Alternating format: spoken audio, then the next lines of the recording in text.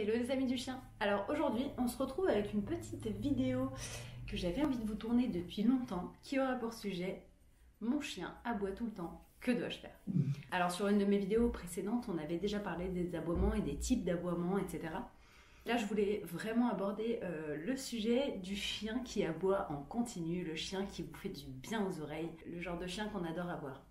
Alors si tu ne me connais pas, je m'appelle Déborah, je suis éducatrice et comportementaliste pour les chiens en méthode positive et amicale, et je suis également éleveuse de berger australien. Par ailleurs, pour petite information, je vais bientôt ouvrir ma boutique. Alors, c'est une boutique en ligne. Si tu regardes cette vidéo, il est fort probable qu'elle soit déjà ouverte. J'ai fait cette chaîne pour aider tous les propriétaires de chiens à mieux éduquer, mais surtout à mieux comprendre leur animal. Voilà. Alors, il faut savoir qu'aboyer, c'est un comportement complètement normal chez le chien. Mais alors il y a une différence entre un chien qui aboie de temps en temps pour exprimer quelque chose quand il y a un bruit suspect ou un surplus d'excitation, et un chien qui aboie à la première mouche qui pète. Si ton chien fait partie du genre de chien qui passe son temps à aboyer, eh ben, je te conseille de rester et de regarder jusqu'à la fin.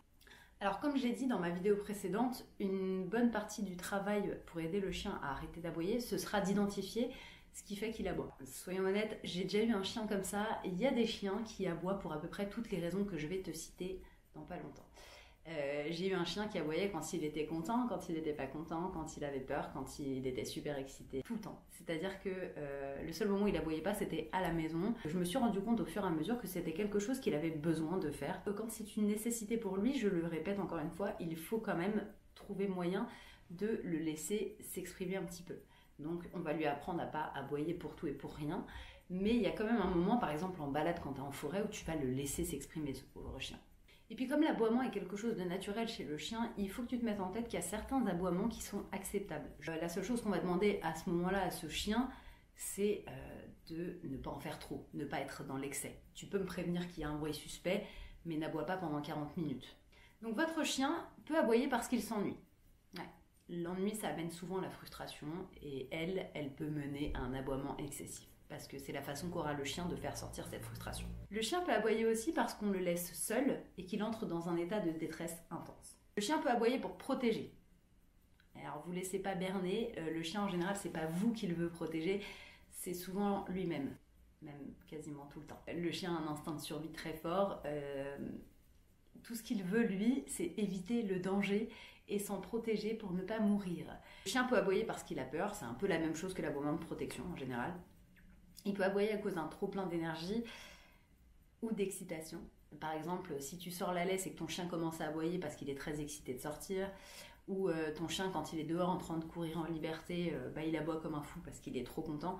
Ou alors quand tu rentres du travail et que ton chien te saute dessus, qu'il aboie comme un fou parce qu'il est trop content de te voir. Généralement c'est des sons assez aigus. Mais bon, je te laisserai aller checker la vidéo, je te la mets en barre d'infos. Et puis souvent aussi on a les chiens qui aboient parce qu'ils recherchent votre attention. Et là le problème c'est que c'est un comportement que normalement vous leur aurez appris, même sans le vouloir. Et puis le dernier aboiement, et c'est en général celui que j'autorise aussi le chien à avoir parce que c'est un bon réflexe, hein. On a aussi créé le chien pour nous aider à garder nos propriétés, nos maisons, nos biens et nos familles. Donc c'est l'aboiement qui sert à t'alerter.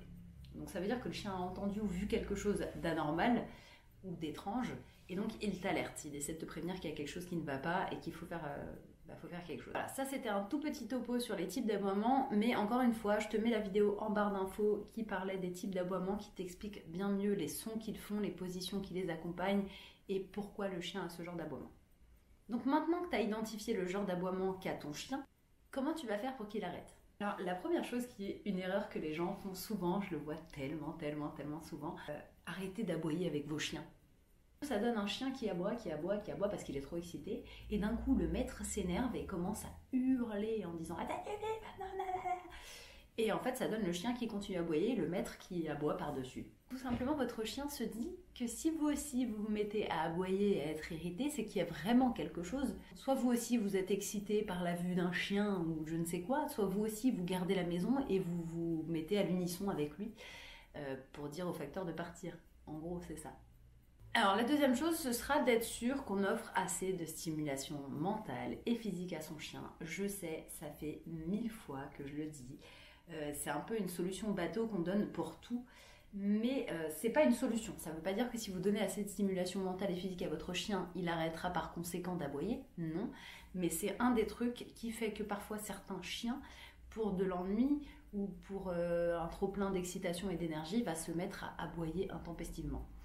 Ensuite, la troisième chose, ce sera de toujours être constant. Bon, ça c'est habituel aussi en éducation et dans tous les conseils que je vous donne. Il faut vraiment que vous soyez constant. La quatrième chose, ce sera d'enlever ce qui renforce ce comportement.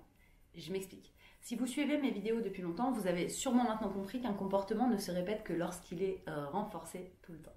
Par exemple, si votre chien aboie quand des gens passent devant la fenêtre, le chien aboie probablement lui pour faire partir ces gens-là. Probablement. Ça c'est la séquence. Le chien est devant la fenêtre, il y a quelqu'un qui passe. Ouf, ouf, ouf, ouf, ouf, ouf, ouf, ouf, ouf, ouf, ouf, ouf, ouf. Ah super, il est parti.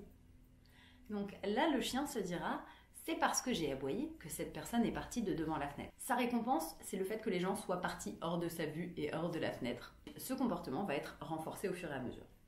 Pour travailler sur ce genre de comportement, je commencerai par contrôler l'environnement. Je cacherai l'extérieur avec des rideaux opaques ou autre chose qui en gros empêchera ton chien de voir l'extérieur.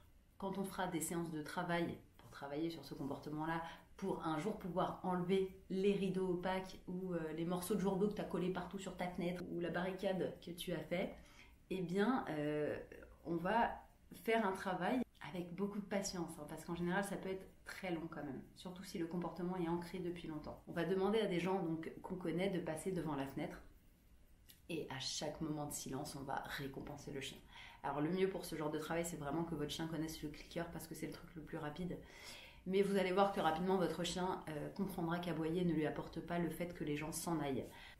Autre exemple, si votre chien adore la balle, qu'il est complètement excité quand il y a la balle, enfin voilà, qu'il devient fou et qu'il vous aboie dessus en permanence jusqu'à ce que vous lanciez la balle, eh ben ne la lancez pas. Le travail à faire, ce sera de ne jamais lancer cette balle tant qu'il y a un bruit dans vos oreilles. Donc un tout minuscule moment de silence d'une demi-seconde vous permettra de faire ce geste et de lancer la balle. Au fur et à mesure, vous allez voir que votre chien va vous en offrir de plus en plus des moments de silence parce qu'il va comprendre que c'est à la millième de seconde où il se tait que vous lancez la balle.